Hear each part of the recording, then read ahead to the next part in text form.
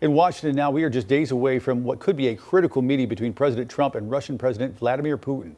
It is set to happen Friday in Alaska. As NBC's Alice Barr explains, another invitation could be extended to Ukraine's leader this week.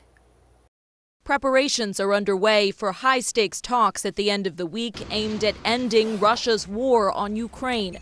President Trump set to meet Friday with Russian President Vladimir Putin in Alaska, with the potential for Ukrainian President Volodymyr Zelenskyy to join. The only way to make peace is to sit down and talk. Vice President J.D. Vance met in England over the weekend with top Ukrainian officials and European allies, talking through Ukraine's peace proposals. As Russia keeps up its punishing attacks, President Zelenskyy has said Ukraine will not give up its land to occupiers, something President Trump said may be necessary. There'll be some swapping of territories to the betterment of both. White House Special Envoy Keith Kellogg heads to Ukraine today to continue talks. As a senior U.S. official tells NBC News, the White House is considering inviting President Zelenskyy to the Alaska meeting, though Russia's leader has said Ukraine was far from meeting its conditions for face-to-face talks.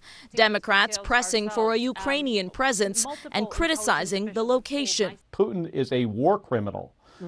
This is not a show of strength to allow him to fly into the United States. Republicans pushing back, while some are calling for more protections for Ukraine. Security guarantees to Ukraine to prevent Russia from doing this again. President Trump heads into the meeting having sharply shifted his tone toward more vocal criticism of President Putin and threats of added sanctions, increasingly frustrated as the Russian assault drags on.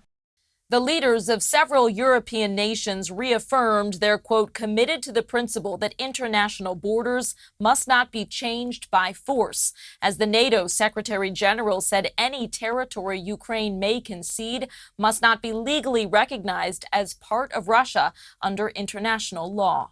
In Washington, Alice Barr, NBC News.